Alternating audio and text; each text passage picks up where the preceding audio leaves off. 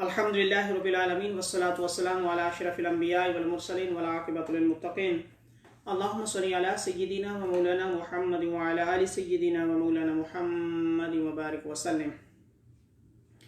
अल्लाह रब्बुल इज़्ज़त की हम्द व सना करीम आका अलैहिस्सलातु वस्सलाम पर दुरूद व सलाम और उसके बाद मुअज़्ज़ज़ मोहतरम ऑनरेबल ख़वातीन व हज़रात, अस्सलामु अलैकुम व रहमतुल्लाहि व बरकातुहू। आज हमारा जुज़ नंबर 16 नंबर पारा है। इसका नाम है क़ाल अलम। बेसिकली यहाँ पर हज़रत मूसा अलैहिस्सलाम एंड हज़रत खिज़र अलैहिस्सलाम उनकी जब आपस में मीटिंग हुई तो कल हमने यहाँ तक बात छोड़ी थी कि हज़रत मूसा अलैहिस्सलाम अपने स्टूडेंट यूशा बिन नून को साथ लेकर हज़रत खिज़र अलैहिस्सलाम की मुलाकात के लिए गए। मुलाकात हो गई। अब इकट्ठे उन्होंने को सफ़र किया। अब वो कुरान बयान करता है कि वो सफ़र कैसा था। अच्छा, मूसा अलैहिस्सलाम ने पहले से फरमाया कि मैं आपके साथ कुछ वक्त गुजारना चाहता हूँ। हज़रत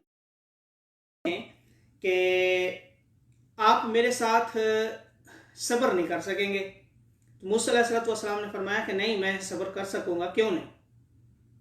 बहरहाल तय ये हुआ कि मूसा अलैहिस्सलाम खामोशी के साथ साथ सफ़र करेंगे। जो भी काम हज़रत खिज़र अलैहिस्सलाम करेंगे उस पर बोलेंगे नहीं। तो इकट्ठे सफ़र शुरू हो गया। तो चलते हुए देखा कि दरिया में कश्ती है, बोट है, और उस बोट को एक सुराख कर दिया हज़रत खिज़र अलैहिस्सलाम ने। तो मूसा अलैहिस्सलाम पूछते हैं कि ये क्या किया आपने। आपने फरमाया कि नहीं, खामोश रहना है आपने। थोड़ा सा आगे चले, एक लड़का खेल रहा था, एक बच्चा छोटा सा, उसको हज़रत खिज़र अलैहिस्सलाम ने कत्ल कर दिया। फिर मूसा अलैहिस्सलाम कहते हैं कि ये क्या किया आपने, तो ऐसे काम आप करते हैं। तो आपने फरमाया कि नहीं, सब्र, खामोश। हज़रत खिज़र और हज़रत मूसा अलैहिस्सलाम आगे चलते हैं और आगे क्या देखा, आगे एक बस्ती थी, वहाँ से आपने कुछ चीज़ मांगी और उन्होंने ना दी। लेकिन उसी बस्ती में एक दीवार देखी, दीवार बिल्कुल गिरने के करीब थी। तो हज़रत खिज़र अलैहिस्सलाम ने उसको सीधा कर दिया। मूसा अलैहिस्सलाम फरमाते हैं कि इन्होंने हमारी मदद की नहीं है, इनसे हमने मदद मांगी थी, इन्होंने हमारी मदद नहीं की और आपने उनकी दीवार सीधी कर दी है। इसका क्या मतलब है भाई। तो यहाँ पर फिर हज़रत खिज़र अलैहिस्सलाम फरमाते हैं कि बस हमारा सफ़र मुकम्मल हुआ। अब मैं इन तीनों चीज़ों की वजूहात, ये जो तीनों काम हुए हैं उनकी वजूहात आपके सामने में रखता हूँ। पहले तो जो मैंने कश्ती जो उसमें सुराख किया था, उसकी वजह यह थी कि उसमें भी एक बेहतरी थी। क्या बेहतरी थी? उसमें यह था कि जिस तरफ ये कश्ती जा रही थी, आगे एक जालिम बादशाह था, एक रॉबर था, यानी डाकू था, और वो जो उसको कश्ती पसंद आ जाती है उसको वो छीन लेता है। तो इसको मैंने सुराख कर दिया ताकि उससे ये बच जाएं और इनकी रोजी रोटी चलती रहे। तो इसलिए अच्छा काम किया। दूसरा जो मैंने लड़का कत्ल किया है वो उसका ये था कि ये अकलौता है और इसके वालिदैन मुसलमान हैं, लेकिन ये मैं देख रहा था कि ये बड़ा होकर गैर मुस्लिम बनेगा और कहीं ऐसा ना हो कि इसकी मोहब्बत में इसके वालिदैन जो हैं वो भी ईमान से फिर जाएं। तो इसलिए मैंने इसको कत्ल किया, इसलिए उनके ईमान बचाने के लिए मैंने किया। और जो तीसरा मैंने दीवार सीधी की, दीवार के नीचे में आखिर वर्स नंबर 84 ऑफ सूरतुल कहफ के इस दीवार के नीचे कुछ खजाना है और वो खजाना यतीम बच्चों का है और उनका पेरेंट्स, उनके वालिद गिरामी बहुत नेक लोग थे और इसलिए कि वो अल्लाह के वली थे, इसलिए मैंने उनका ख़जाना बचाने के लिए कि कहीं ऐसा ना हो कि अभी गिर जाए और ख़जाना निकल आए और लोग ले जाएं, तो मैंने इनका ख़जाना महफूज करने के लिए ऐसा किया है। तो उस वक्त हज़रत मूसा अलैहिस्सलाम फरमाते हैं कि हाँ ठीक है, बेहतर है। तो ये स्टोरी है हज़रत मूसा और हज़रत खिज़र अलैहिस्सलाम। फिर इसी सूरत के एंड पे किंग ज़ुल्करनैन उनका जिक्र है। आका अलैहिस्सलाम से सहाबा ने पूछा तो अल्लाह ताला ने कुरान नाज़िल फरमा दिया और उसकी सारी स्टोरी बयान कर दी। वो कौन था, कहाँ था, कैसे उसने सफ़र किया मशरिक़ व मगरिब का, उसने बड़ा लंबा सफ़र किया, बड़ी सल्तनत थी। ये सारा जिक्र अल्लाह ताला ने यहाँ इसमें फरमा दिया। फिर याजूज माजूज जो कौम है उनका जिक्र भी इसी सूरत के एंड पे फरमाया, और आखिर में जन्नत और दोज़ख का जिक्र भी फरमाया। अगली सूरत है सूरह मरियम, जिसका माना है मैरी। मरियम ये हज़रत ईसा अलैहिस्सलाम की वालदा मोहतरमा, उनके नाम के साथ मंसूब है। चूँकि इस सूरत के अंदर हज़रत मरियम का जिक्र है, आपकी पैदाइश का जिक्र, birth of Jesus, profit Jesus, हज़रत ईसा अलैहिस्सलाम की पैदाइश का जिक्र, उनके बचपन में बोलने का जिक्र कि वो कैसे बचपन में उन्होंने गवाही दी थी, तो इसलिए सूरत का नाम मरियम है। और इसके अलावा क्या क्या इसमें टॉपिक्स और मज़ामीन हैं वो मैं आपके सामने अभी रखता हूँ। सबसे पहले तो जिक्र किया गया हज़रत ज़करिया अलैहिस्सलाम, हज़रत ज़करिया अलैहिस्सलाम का जिक्र, हज़रत यहया जो कि आपके बेटे हैं उनकी पैदाइश का जिक्र, उनकी कैसे खुशखबरी दी गई, और यहया अलैहिस्सलाम अल्लाह के कैसे नबी थे उनका जिक्र कि वो बचपन से ही कितने इबादत गुजार थे। फिर उसके बाद हज़रत मरियम का जिक्र, वज़कुर फिल किताब मरियम, अल्लाह ने फरमाया कि ऐ महबूब सल्लल्लाहु अलैहि वसल्लम इस कुरान के अंदर मरियम का जिक्र भी करें।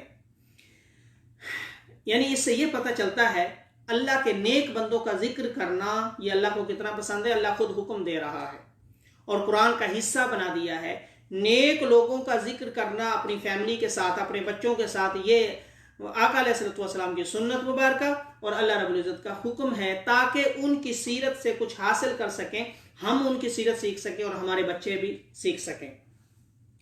हज़रत मरियम अलैहिस्सलाम के पास कैसे जिब्राईल अलैहिस्सलाम तशरीफ़ लाए और उन्होंने कैसे बेटे की बशारत दी हज़रत ईसा अलैहिस्सलाम की, और आप हज़रत मरियम फरमाती हैं तो मेरे यहाँ कैसे बेटा हो सकता है। ये वर्स नंबर 20 ऑफ सूरह मरियम कि मैं तो शादीशुदा नहीं हूँ, नाउज़ बिल्ला, मैं कोई यानी मेरा करैक्टर भी कोई बुरा नहीं है। तो अब जिब्राईल अलैहिस्सलाम फरमाते हैं कि नहीं, ये अल्लाह का ऑर्डर है और अल्लाह का हुक्म है और अल्लाह की मर्जी है और अल्लाह की मंशा है इसमें। तो एक तरफ हज़रत मरियम ने ये अल्लाह की मंशा देखी और अल्लाह का हुक्म देखा कि अल्लाह ये चाहता है, दूसरी तरफ ये देखा कि लोग क्या कहेंगे, लोग कितनी कितनी बातें करेंगे। लेकिन जब अल्लाह की तरफ से ये हुक्म था और अल्लाह की मंशा इसमें थी, अल्लाह का ऑर्डर इसमें था, तो फिर आपने लोगों की बातों की परवाह नहीं की, अल्लाह की बात और अल्लाह की मंशा जो था उस पर अमल किया है। तो ये हमारे लिए सबक है, एक तरफ अल्लाह का हुक्म है, एक तरफ लोगों की बातें हैं, तो लोगों की बातों की परवाह ना करें, अल्लाह का हुक्म माने। ऐसा नहीं कि लोग क्या कहेंगे, नहीं, जो अल्लाह का हुक्म है वो मानना है। फिर अल्लाह इज्जत अता फरमाता है, फिर अल्लाह सब कुछ अता करता है। तो हज़रत मरियम उनके यहाँ जैसे बेटे की पैदाइश होती है, फिर आप परेशान थी कि अब मैं लोगों को जवाब कैसे दूँ, तो उस वक्त अल्लाह ताला ने इरशाद फरमाया कि आप परेशान ना हों, आप चुप का रोज़ा रख लें, यानी खामोशी, यानी कि रोज़ा जैसे खाने पीना नहीं है, शहवात वाले कोई काम नहीं करना, तो इसी के साथ यह है कि खामोशी का रोज़ा आपने रखा। और अल्लाह ताला ने फरमाया कि जब लोग पूछें तो आपने ईसा की तरफ इशारा कर देना है। आपने ऐसा किया, फ़अशारत इलैहि, वर्स नंबर 29 ऑफ सूरह मरियम, आपने ऐसे ही इशारा कर दिया। तो हज़रत ईसा अलैहिस्सलाम अभी चंद दिन आपकी उम्र है, आप फरमाते हैं इन्नी अब्दुल्लाह, मैं अल्लाह का बंदा हूँ, आतानी अल किताब व जअलनी नबिय्या।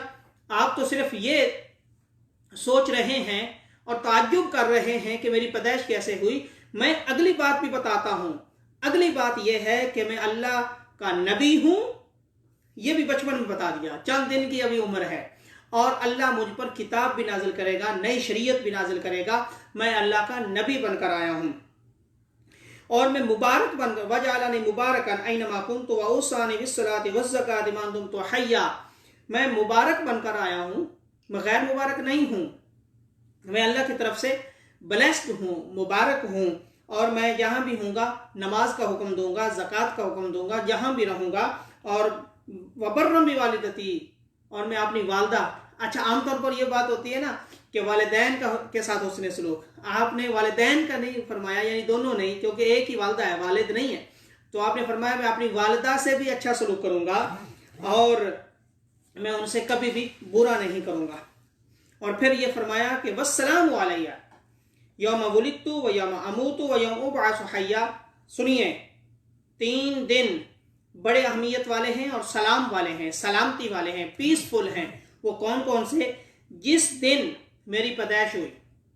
The birthday of Isa علیہ السلام is the blessed and peaceful day and blessed day when I will die, and the other day, the third, when I will come back. 3 دن آپ نے فرمایا کہ یہ بڑے مبارک دن ہیں، یہ بڑے سلام والے، پیس والے، امن والے، سلامتی والے دن ہیں. تو یہ قرآن بتا رہا ہے کہ نبی کی پیدائش کا دن بڑا امن والا مبارک ہوتا ہے، تو اس لیے ہم عید میلاد النبی مناتے ہیں. قرآن کہہ رہا ہے، اللہ نے فرمایا کہ نبی کی پیدائش کا دن اور نبی کی وصال کا دن دونوں پیس والے، امن والے، محبت والے، پیار والے اور اللہ کی طرف سے رحمتیں لینے والے دن ہوتے ہیں. اور پھر اس کے بعد اچھا اب اللہ تعالیٰ نے فرمایا کس کس کا ذکر کرو اس قرآن کے اندر. سبحان اللہ، اللہ کے کتنے پیارے بندے ہیں، سب کا ذکر اللہ تعالیٰ نے ادھر کروا دیا. فرمایا وَذْكُرْ فِي الْكِتَابِ ابراہیم، اے محبوب صلی اللہ علیہ وسلم ابراہیم کا بھی ذکر کیجئے اس کتاب کے اندر، قرآن کے اندر. ان کی ساری سٹوری کہ وہ کیسے وہ حضرت ابراہیم علیہ السلام نے اعلان نبوت اور پھر کیسے تبلیغ فرمائی، وہ سارا کا سارا ذکر. اور ان کے چچا جو آزر تھے ان کے ساتھ جو ان کی جو آپس میں ٹاکرا ہوتا تھا اس کا سارا ذکر، اور وہ کیسے دھمکیاں لگاتا تھا وہ سارا ذکر اللہ تعالیٰ نے فرما دیا. وہ دھمکیاں دیتا ہے، آگے سے حضرت ابراہیم علیہ السلام فرماتے ہیں سلام علیک، بھئی میں تو تمہیں کوئی برا بلا نہیں کہوں گا، تم جیسے مرضی کہتے رہو. ادھر آزر کا اخلاق ہے اور ادھر حضرت ابراہیم علیہ السلام کا اخلاق ہے. پھر اللہ تعالیٰ نے فرمایا وَذْكُرْ فِي الْكِتَابِ موسیٰ کا ذکر بھی کیجئے. وَذْكُرْ فِي الْكِتَابِ اسماعیل کا بھی علیہ السلام کا بھی ذکر کیجئے. وَذْكُرْ فِي الْكِتَابِ حضرت ادریس علیہ السلام کا بھی ذکر کیجئے. اولئک الذین انعم اللہ علیہم من النبیین من ذریۃ. اور فرمایا ان کی اولادیں وہ بھی انبیاء ہیں اور کئی غیر انبیاء، کئی انبیاء وہ بھی صالحین نیکوں میں سے ہیں، اللہ نے بڑا انہوں پر انعام فرمایا ہے. یہ ورس نمبر 58 آف سورہ مریم. اچھا یہاں تک انبیاء کا ذکر فرمانے کے بعد یعنی کہ ان کی ہسٹری پڑھیے، ان کی سیرت پڑھیے. ان کی سیرت پڑھنے کا بڑا فائدہ ہوگا اور تمہیں بھی ایک نمونہ ملے گا اپنی زندگی گزارنے کا. لیکن آیت نمبر 59 اس میں فرمایا فَخَلَفَ مِن بَعْدِ خَلْفٌ أَضَاعُوا الصَّلَاةَ وَاتَّبَعُوا الشَّهَوَاتِ فَسَوْفَ يَلْقَوْنَ غَيًّا. لیکن افسوس ہے کہ بعد میں ان کی اولادوں میں سے ہی کچھ لوگ ایسے آ گئے ہائے جنہوں نے نماز کو ضائع کر دیا، جنہوں نے اپنی خواہشات جو نفسانی خواہشات ہیں ان کی پیروی شروع کر دی اور وہ رائے راست سے ہٹ گئے. یعنی نماز کا ذکر فرمایا، نماز جس نے ضائع کر دی وہ پھر برائی کی طرف چل پڑا. نماز پڑھتے رہیں سیدھے راستے پہ رہیں گے، نماز چھوڑیں گے برائی کی طرف چلے جائیں گے. یہ قرآن کا فیصلہ، اور قرآن نے آیت نمبر 59 میں یہ فرمایا. پھر فرمایا کہ ہاں الا من تاب، جس نے تو اگر ایک دفعہ برائی ہو جائے، گناہ ہو جائے لیکن اس پر توبہ کر دی جائے تو پھر اللہ توبہ قبول فرما لیتا ہے. آگے فرمایا ورس نمبر 60 میں الا من تاب و آمن، لیکن جس نے توبہ کر لی، ایمان لایا اور اچھے اعمال کیے ان کو جنت عطا کر دوں گا. پھر اسی طرح چلتے چلتے آگے اینڈ پہ ذرا اللہ تعالیٰ نے عبادات کے بارے میں ارشاد فرمایا ہے کہ جو میرے حکم پر رہے گا، میرے حکم پر چلتا رہے گا، لوگوں کے دلوں میں ان کی محبت ڈال دی جائے گی. بڑی خوبصورت اللہ تعالیٰ نے بات یہ ارشاد فرمائی ہے. سبحان اللہ. آیت نمبر 96 ان الذین آمنوا وعملوا الصالحات سیجعل لهم الرحمن ودا. بے شک جو ایمان والے ہیں اور عمل صالح کرنے والے ہیں، ایمان کے بعد نیک اعمال کرنے والے ہیں، تو اللہ تعالیٰ نے فرمایا رحمان کا کام کیا ہے، پھر ان کی محبت لوگوں کے دلوں میں ڈال دیتا ہے. یعنی آپ اگر عبادت گزار بن جائیں، عبادت گزار بننا آپ کا کام ہے اور اللہ تعالیٰ لوگوں کے دلوں کے اندر تمہاری محبت ڈال دے گا. اور یہ اولیاء کا خاص اولیاء کا ذکر ہے کہ اگر وہ یعنی اولیاء جو ہیں وہ ایمان کے بعد صالح عمل کرتے ہیں. تو हम भी अगर सालेह अमल करें तो लोगों के दिलों के अंदर हमारी मोहब्बत भी अल्लाह ताला पैदा फरमा देगा। नेक्स्ट सूरत है सूरह त्वाहा, और त्वाहा आका अलैहिस्सलाम का नाम गिरामी है। और इस सूरत के अंदर अल्लाह ताला ने शुरू में कुरान मजीद का नुज़ूल और फिर मूसा अलैहिस्सलाम का कसीर जिक्र इसमें फरमाया है। और इसमें फरमाया वाक़िमिस्सलात लिज़िक्री, नमाज कायम किया करो मेरे जिक्र की खातिर। कि मेरा जिक्र क्या है? कुरान पढ़ना मेरा जिक्र है और नमाज पढ़ना भी मेरा जिक्र है। और इसी में मूसा अलैहिस्सलाम की दुआ का जिक्र और आपके आसा मुबारक का जिक्र कि उससे क्या क्या काम आप लेते थे। क़ाल रब्बि इश्रह ली सदरी व यस्सिर ली अमरी वहलुल उक़दतम मिन लिसानी, कि हज़रत मूसा अलैहिस्सलाम ने अल्लाह रब्बुल इज़्ज़त की बारगाह में जो दुआ मांगी थी कि मौला मेरी जो ज़ुबान के अंदर लुकनत है वो भी ख़त्म कर दे और मेरा सीना भी खोल दे। रब्बि इश्रह ली सदरी व यस्सिर ली अमरी, मेरा काम मेरे लिए आसान कर दे, जो तूने हुक्म दिया है वो मेरे लिए आसान कर दे और मैं ये काम करता रहूँगा। ये दुआ भी मूसा अलैहिस्सलाम की है तो मांगनी चाहिए। और फिर इसके बाद मूसा अलैहिस्सलाम की बर्थ, उसका भी जिक्र अल्लाह ताला ने फरमाया कि कैसे मूसा अलैहिस्सलाम की अल्लाह रब्बुल इज़्ज़त ने पैदाइश फरमाई और फिर कैसे वालिदा और मोहब्बत और फिर आपको छोड़ना। वैसे ये कसीर जो जिक्र है वो सूरतुल कसस में आएगा, इंशाल्लाह डिटेल के साथ मैं तब बयान कर दूंगा। तो अभी मुख्तसर आगे के फिर फिरौन के पास जब आप तशरीफ़ ले गए और वहाँ पर जो मुकाबला हुआ और वो सारा का सारा अल्लाह ताला ने यहाँ पर जिक्र फरमाया है। आखिर में हज़रत आदम अलैहिस्सलाम आपका जिक्र फरमाकर अल्लाह ताला ने फरमाया रब्बी ज़िदनी इल्मा, ये जो हम दुआ पढ़ते हैं नॉलेज के लिए, इल्म के लिए जो दुआ पढ़ते हैं, उसका जिक्र भी अल्लाह ताला ने इस सूरत के अंदर सूरह त्वाहा के अंदर फरमाया। और वो हज़रत आदम अलैहिस्सलाम आपकी दुआ है। और फिर इसके साथ फरमाया वलक़द अहिदना इला आदम मिन क़ब्लु फ़नसिया वलम नजिद लहु अज़्मा, कि हमने आहिदना इला आदम मिन क़ब्लु फ़नसिया वलम नजिद लहु अज़्मा, कि आदम अलैहिस्सलाम से जो अहद लिया इससे पहले और हम जानते हैं कि वो उन्होंने जानबूझकर ऐसा नहीं किया था, वो भूल गए थे। वो जो जन्नत के अंदर जो फल खाना, वो उसका जिक्र भी अल्लाह ताला ने यहाँ पर इरशाद फरमाया। और इसके अलावा जो सामरी जादूगर था, उसका नाम सामरी था। हज़रत मूसा अलैहिस्सलाम जब अल्लाह की मुलाकात के लिए गए थे तो उसने लोगों को कैसे वर्गलाया था। उसने एक बैल वो बना लिया था जैसे टॉय बनाते हैं, और वो टॉय बनाकर उसमें से कुछ आवाज़ें भी निकलती थी, जैसे खिलौने टॉयज में से आवाज़ें निकलती हैं, तो लोगों ने उसकी पूजा शुरू कर दी थी। तो ये भी सारा जिक्र फरमाया। और मूसा अलैहिस्सलाम वापस तशरीफ़ लाए तो फिर उस वक्त बड़े गुस्से हुए कि यह क्या किया, उसका सारा भी जिक्र इसी सूरत के अंदर इरशाद फरमाया। और आखिर में कुरान मजीद के नुज़ूल, एक ख़ास इसमें कुरान मजीद के नुज़ूल और इसके साथ ताल्लुक़ बनाने के बारे में इरशाद फरमाया वमन आरदा अन ज़िक्री फ़इन्न लहु मईशतन दनका व नहशुरुहु यौमल क़ियामति अमा, वर्स नंबर 124। जो मेरे जिक्र से दूर रहता है, अब जिक्र से मुराद कुरान है, जिक्र से मुराद नमाज है।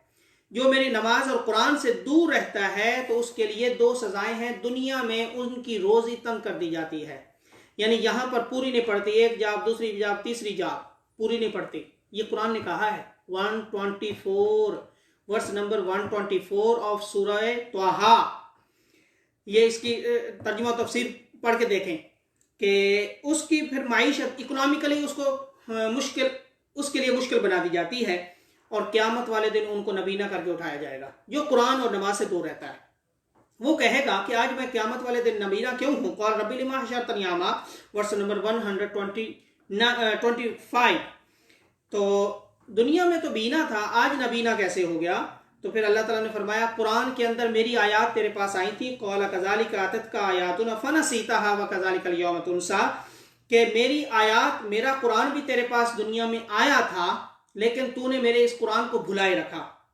जब मेरे इस कुरान को तूने भुलाए रखा तो आज क़यामत वाले दिन का दिन है, तुझे भुला दिया गया।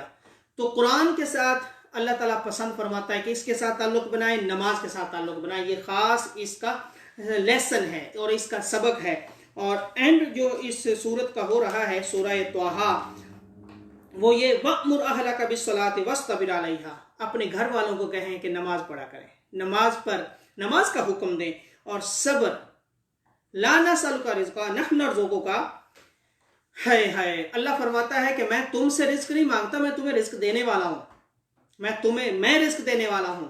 یہ نہیں کہ تم رزق کماتے ہو، نہیں، میں رزق دینے والا ہوں.